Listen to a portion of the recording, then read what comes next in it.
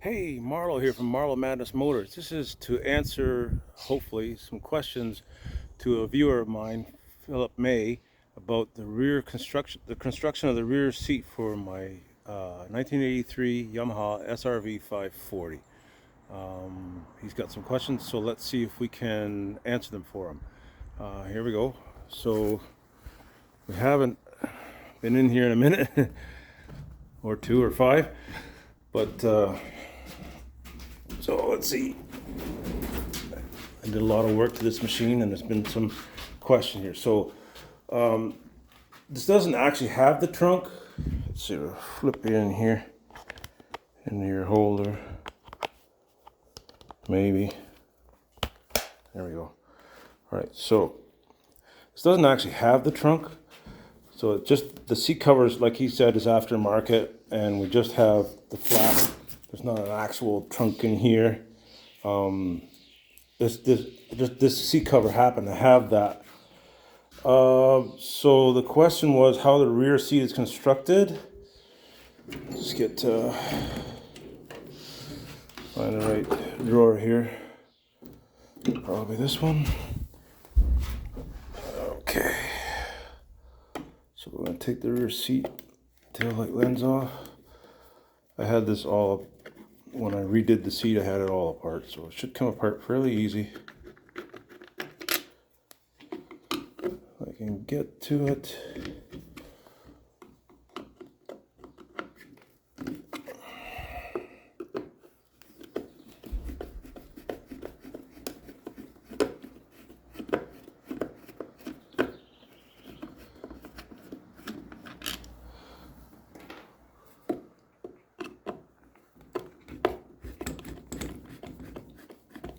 Now, when I did this, the seat pan is made out of plywood, and it was completely rotted.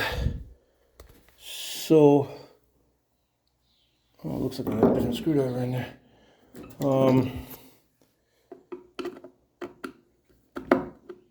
It's not supposed to be just like this, but this is the screw I had to fit this one inside here, I guess.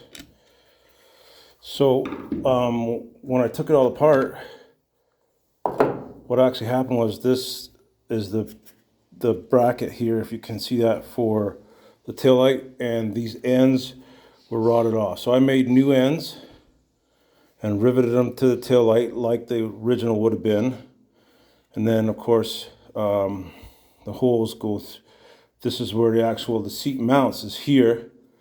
So I can't remember because I won't be able to see it, but I'm pretty sure that this, well, it has to screw to the seat pan because the foam is just butted up against it. So yeah, unfortunately, I don't have the trunk, Philip, so I really can't give you that portion there. This is the best I'm going to be able to do. Yeah, like I said, I don't actually have a trunk. This just happened to be what the seat cover, where I got a good price on it on eBay probably. I do a lot of eBay stuff when it comes to this stuff. Sometimes Amazon will help you, but for this kind of machinery stuff, it's eBay that'll save you usually. So that's it for me. I really don't know if this is going to help you or not. Probably not, because I don't have the trunk. But yeah, like I said, the bracket bolts this taillight mounting bracket mounts to, you can kind of see here, to the bracket here. And when I didn't reupholster it myself. I'm kind of disappointed with the lady who did it, because you're actually supposed to wrap the material around the taillight, and there's supposed to be, I forget where it is now, like the metal spikes that hooks to. So you shouldn't actually even be able to see this metal bracket. It should be all material in here. And I probably, oh, right there. No. Anyway, so yeah, no, I had to remake this, and the seat pan, and I'm pretty sure that it screws to the seat pan on the other side, which you can't actually see because of this. because of the cover and the foam is on it now.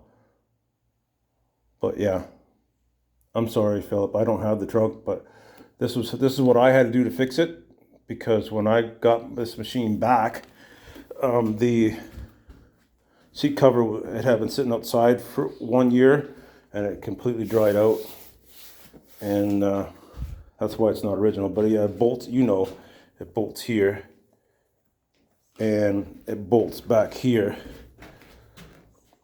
and I actually drilled through and put larger bolts in. And these brackets here were something that I made and riveted to the original taillight housing, taillight bracket. So at this point, it is what it is. I haven't even started it since I don't know when, for a long time.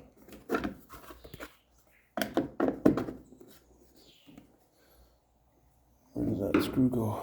There it is. And one wrong screw because I didn't have the right. And I'd prefer to use this is a green Robinson or a square. I prefer to use that kind of screw on everything. It's a Canadian thing, and if you're in the States, you're probably using Phillips or Torx. Torx are very, very common here too now, but and then the rest are Phillips here.